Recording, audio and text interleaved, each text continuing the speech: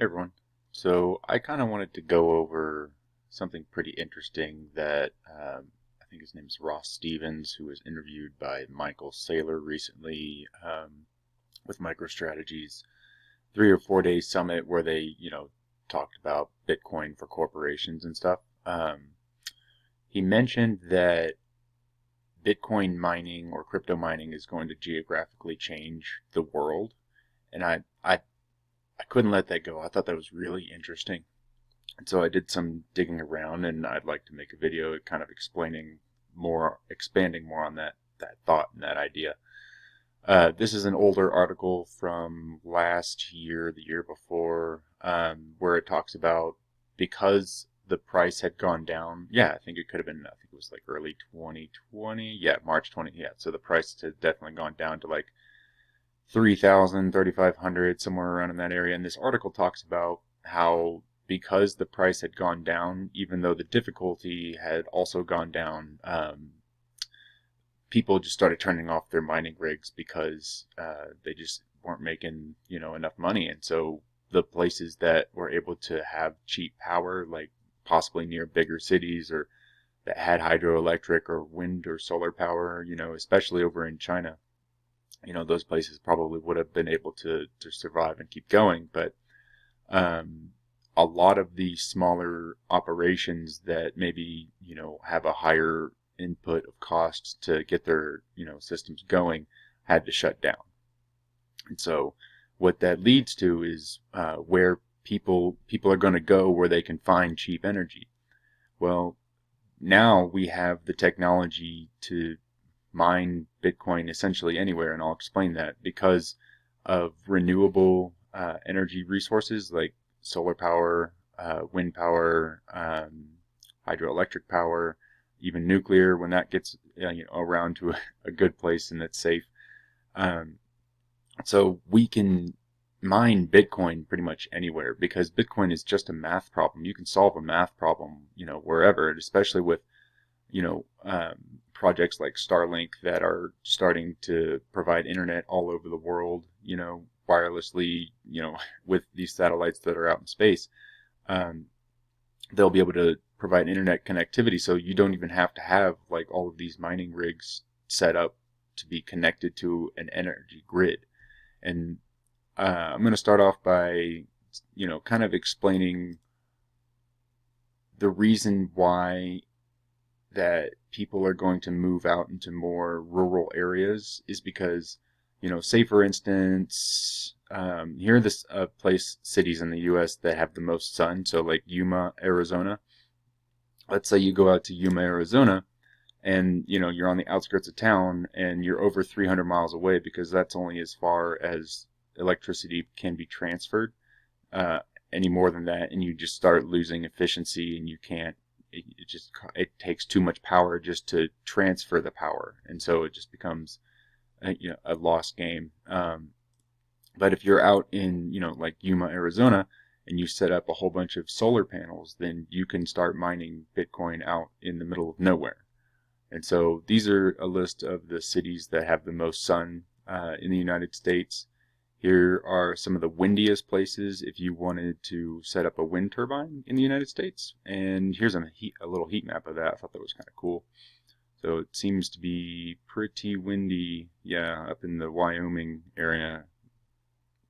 Actually, I think Wyoming, Cheyenne is like, yeah, number 4. I was kind of surprised that Amarillo was windier than that.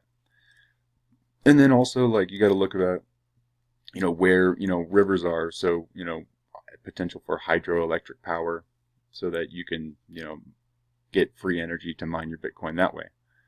And so the reason why I think this is also important is because even though here's a map of just the nodes of people that have a Bitcoin mining, not mining, Bitcoin full node setup. And yeah, there's a lot in the U.S. and in Eastern and Western Europe over here.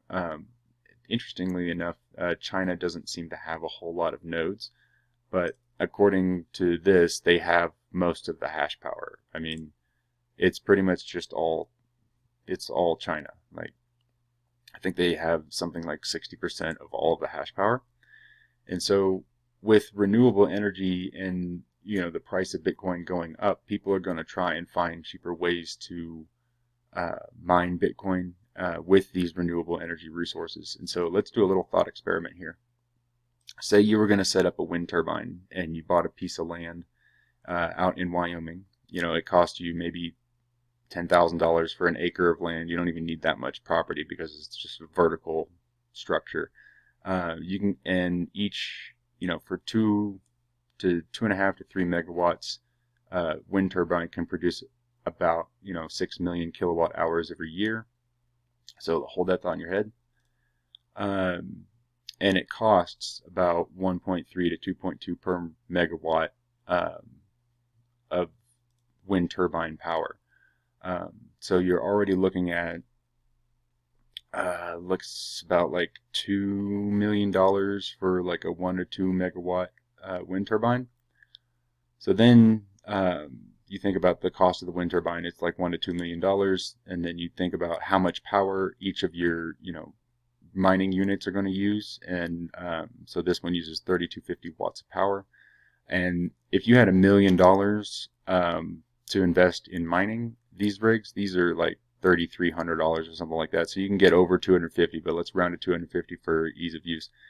And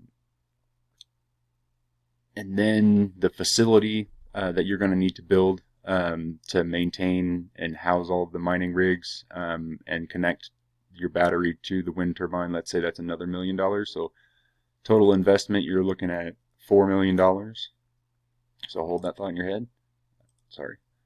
If you took all of the hashing power from 250 of these Antminers at 110 terahashes per second, and even though it has energy consumption here, your cost is zero because you have your own wind turbine on an acre of land out in the middle of Wyoming where it's extremely windy.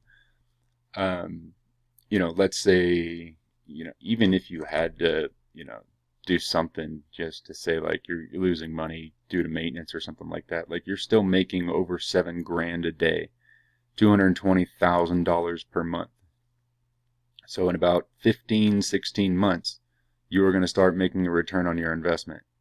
And if you took out a loan for, said, $3-4 million to construct all of this, then your financing would probably allow you to make lower payments than $7,000 a month. So, let's say you were paying $5,000 or $4,000 a month. That still pockets you over $3,000 at today's prices and hashing difficulty. So just something to think about. I thought that was kind of cool. People are going to move to smaller cities, or actually they're going to develop smaller cities around, like, say I'm just going to go ramble on here for a second, but so say you set up this wind turbine, you would need employees to maintain it. Maybe it's just a couple of, 10 or less people. Then let's say those 10 people are out in the middle of nowhere, they're bored, so, someone sees an opportunity and creates like a bar or a restaurant nearby, and so that those employees have a place to hang out after work and out in the middle of nowhere. They get shipments of, via trucks or whatever for supplies to the restaurant bar, and then maybe somebody else builds a convenience store and a gas station out there. And then, maybe someone sees the opportunity. Oh, hey, more people are moving out here. I'm going to build a shopping center, or whatever have you, like, automotive store. And that it's just going to snowball like that. And that's how small towns are going to start to be developed out in the middle of nowhere, I think, especially with remote work capabilities, people working from home a lot. Like, you can see my laptop here. I'm obviously working from home as well. But I just find it very interesting that the mining of cryptocurrencies is going to, and I think it's a good thing to get people out into the rural areas and to kind of, create small towns and cities, to help disperse population, because a lot of these cities are like highly densely populated, and with a huge homeless issues, like this will also create more jobs, like day labor and highly technical jobs as well. So Something I thought I found interesting. I hope y'all found it interesting as well. If you could like, share, subscribe. It did take me a while to put this together, and it may not seem like it, but I do a lot of research, and I'm trying to get more polished in these videos. So if you could give me some feedback on what else I should be doing, I'd appreciate it. So thanks, and I'll see you all in the next one.